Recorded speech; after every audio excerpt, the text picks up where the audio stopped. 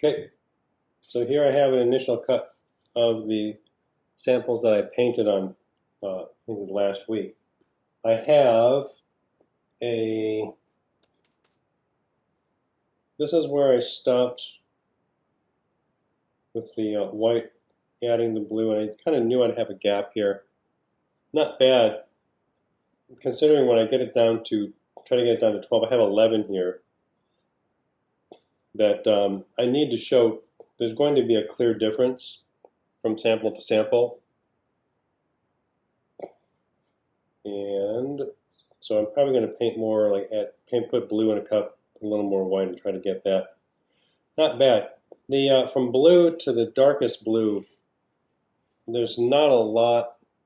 I don't have as many on that dark side because middle value is really like in here, and that's the hue of blue right there out of the bottle. So right now, what I'm going to do is mix paint to match something that's kind of like here in the middle. If I have a sample of this tint of blue, and I take my lightest and my darkest and put them next to each other, I can compare, like this looks, if this looks light, definitely looks dark there,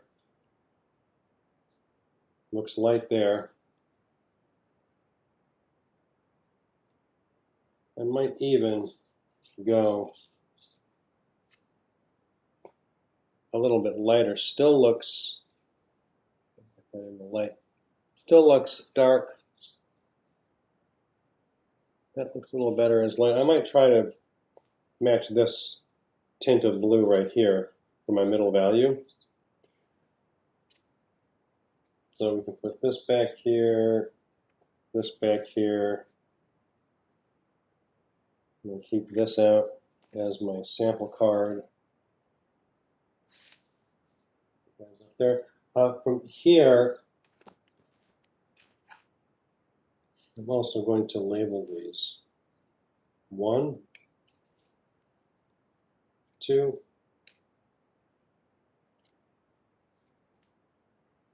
and so on.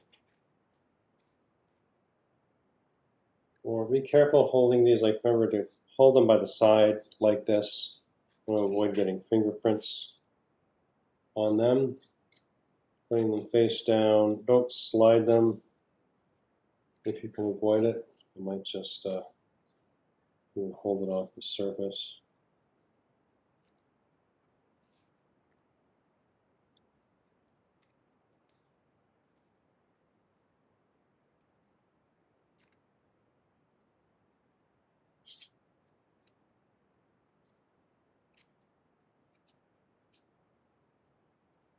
Hmm. 10? What happened to 11? They only had 10.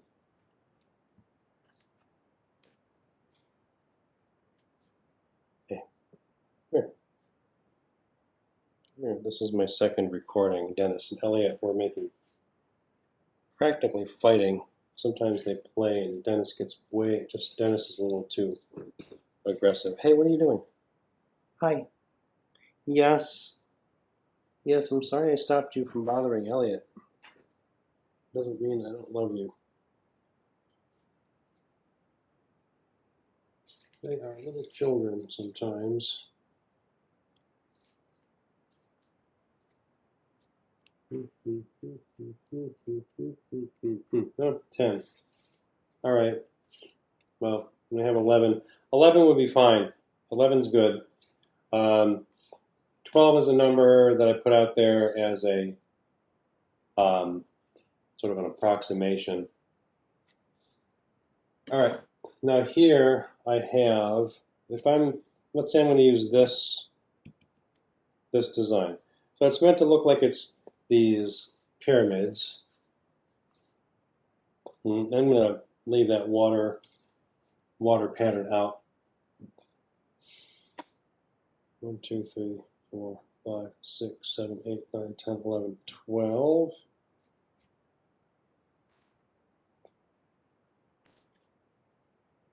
That's 11 inches wide.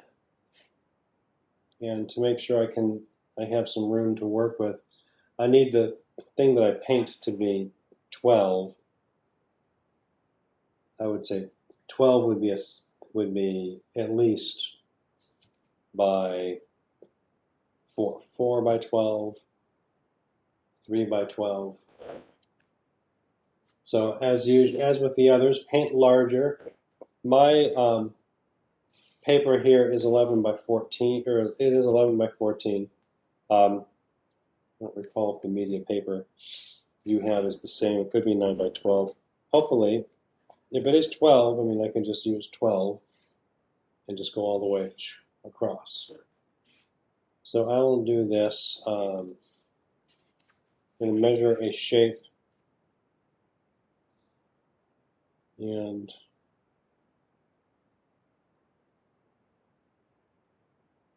make my 3.5, leave a 1/2 inch gap.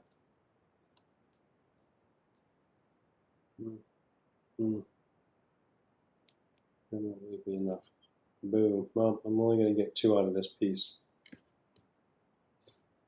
Could I skimp it? 1/4 inch.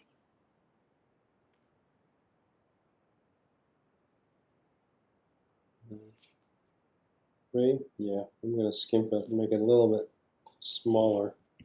I need it to be a total of this. At least 2, probably 2.5, because I need to make a little room for the moon. So if I make this 3 inches, I'm just going to start 1/4 inch off the edge of the sheet of paper and come down to 3. 1/4 inch. 3. With my longer ruler.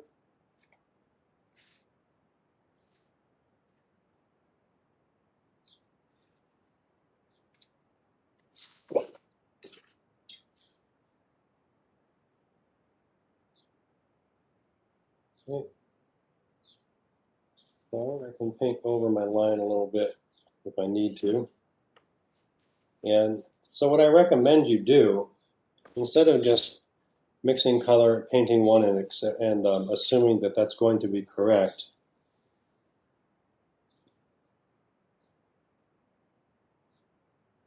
you should paint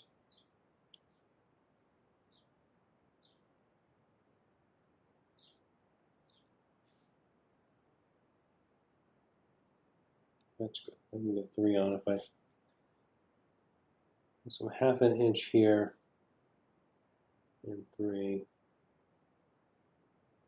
in there.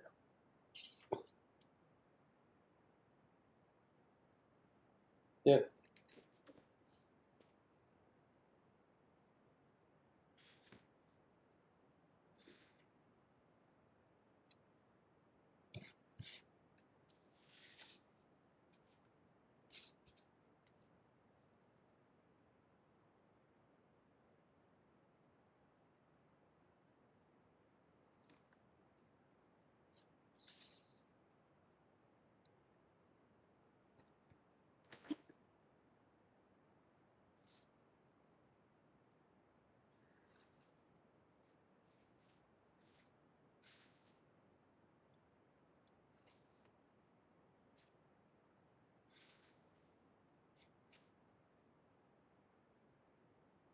Really for this bottom one, I'm just put that mark down there, but I've got extra.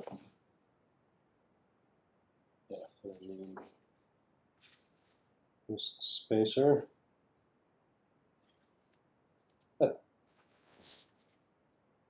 There, all set.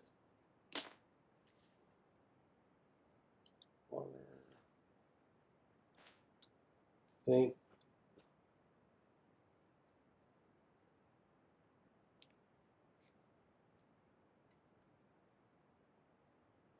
Blue.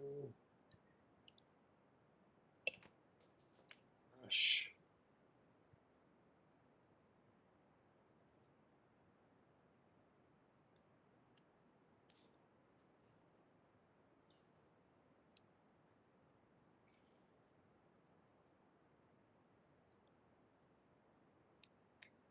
Okay. Some blue in there. Make sure I got enough.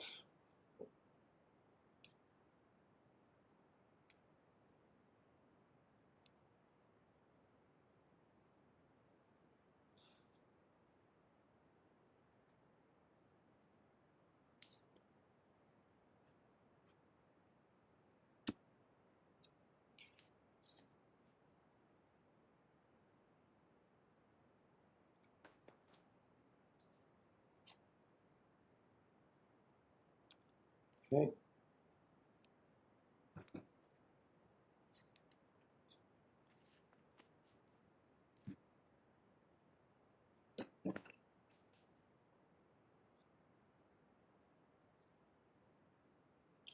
With my very stiff white.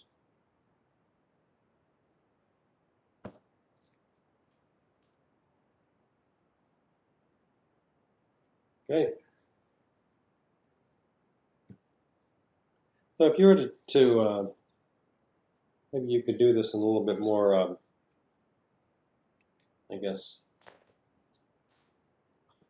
Well, and I guess you could do this in a way where you would not necessarily have to paint more than one of these large ones, because the technique is, you have to work on making sure you get that as flat as you can.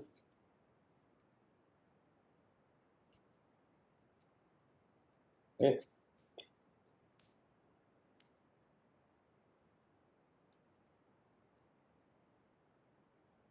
Okay. So there's my bunch of blue. This, as long as you get the middle value background close, it'll work just fine.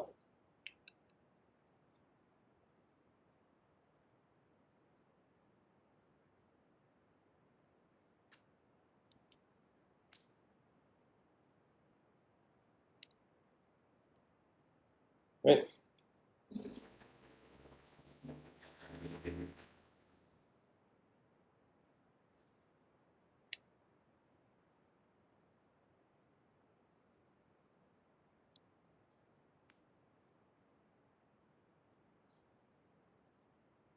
Okay.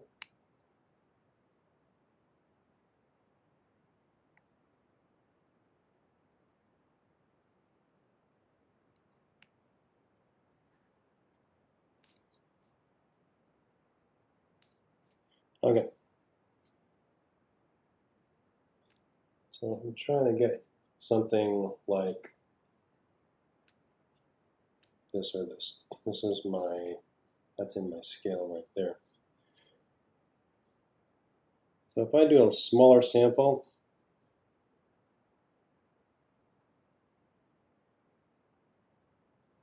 make sure it's solid.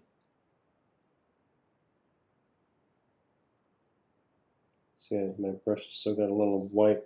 It's not quite mixed in.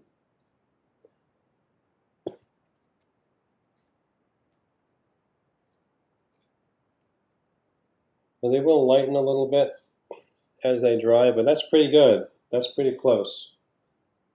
All right, so then I might darken it just a little bit. Make sure I get all the white. So I want to make sure I have enough volume of paint that I don't come up short trying to paint this big piece.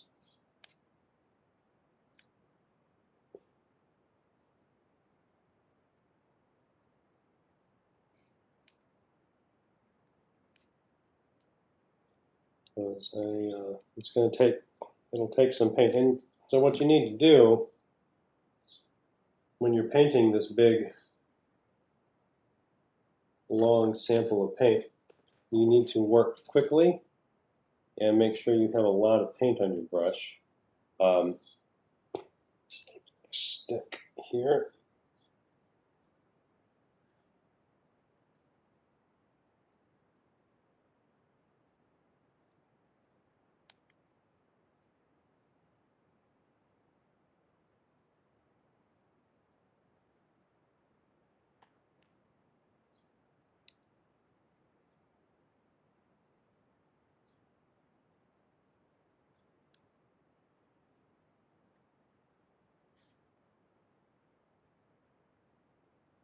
That's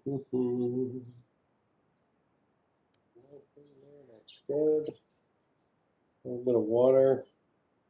Since my white really dried out and kind of really almost like tar, but it's still good. As long as it still moves a little bit, I can use a little bit of water to reactivate the color. Once it's dried, like if it gets completely dry, you could use it kind of like a watercolor cake.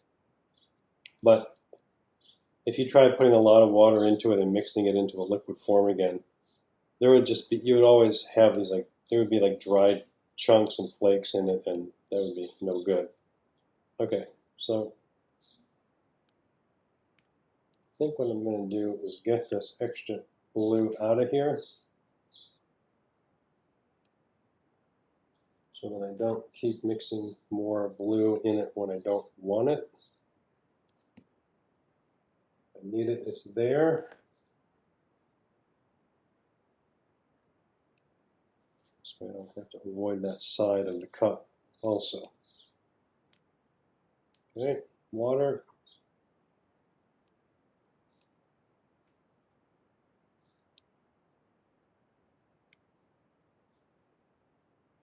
Almost there. Get ready for the moment of truth when I paint out this great big sample. Just you do your best. Keep in mind if you're going to layer your pattern, you're going to lay your pattern down on top of this. So some of it, if not most of it, will get covered by all of your little tile pattern pieces. And I use the term motif sometimes. A motif is like a design element. It's a general term, and so like each little wave or pyramid can be thought of as a motif. Like it is like the motif is pyramid, the motif is wave, cresting wave. Okay, good. Here we go. All right. I'm stalling a little bit because I know this is challenging. All right, I'm going to put it right down here in the middle. So a lot of paint. So I want to make sure I put a lot down and spread it fast before it has a chance to start to dry. Feel it's really tacky, but you need to use bigger motions with your brush stroke. I need a little more. Mine's a little dense, so you need to go all the way from like to keep from getting like marks in the middle of the sample from the brush, like when you start and stop. You want to make them as long as you can. All right, I got just enough paint to do this.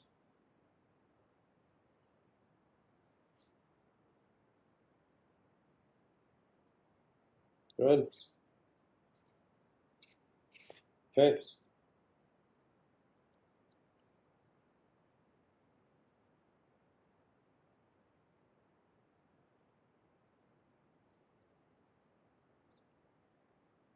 Good. All the way across, and then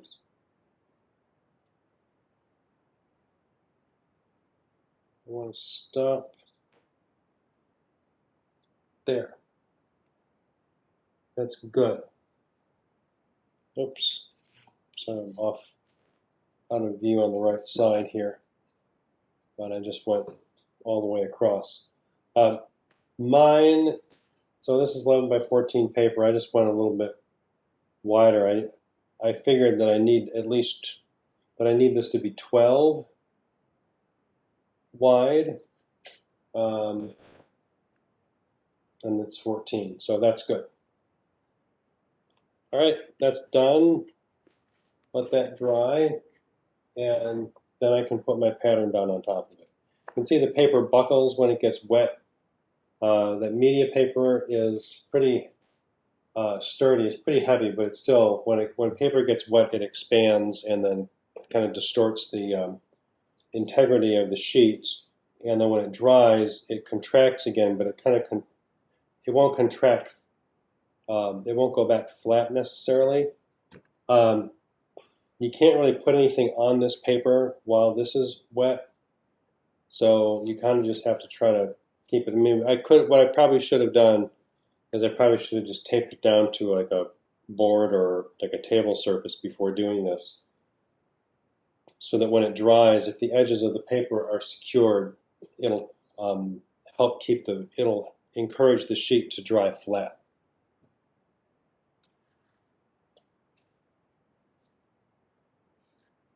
But this is good. Maybe what I'll do is do that now. Since my big piece down here is taped to the table already, then I can tape this down and then see. So that's your middle value strip. It's not as it's a more difficult thing to paint on those smaller samples. You'll appreciate the smaller ones being easier to accomplish after you try to do this one. And if you have a very long pattern, if your paper is not quite long enough to do this in one shot, then you would splice it.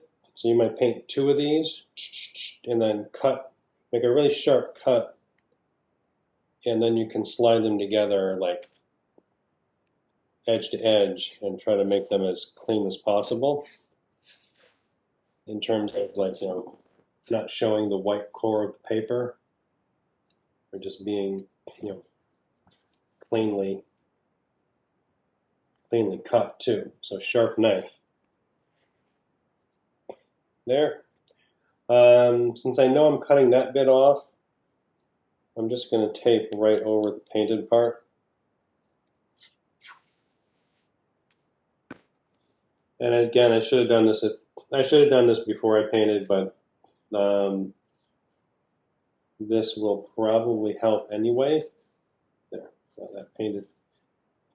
Probably not going to stick well to the paint, but I wanted to get that on the sides there.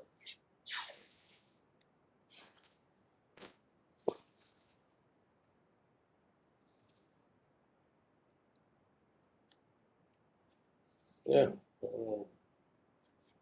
ease of support here is in the way. Get you off of there.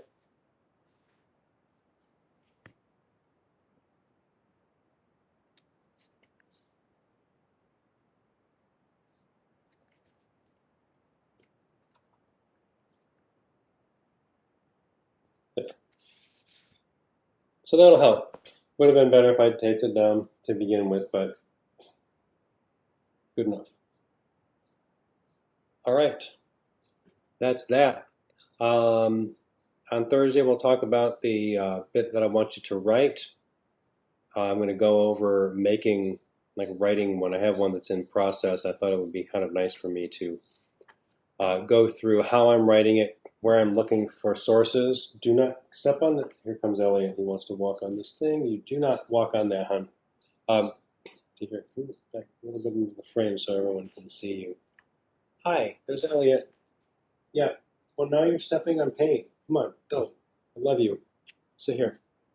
Yeah, we'll talk about. I want to go through the process of writing and looking up information and where to look and how to do that. Okay. So I'll see you on Thursday.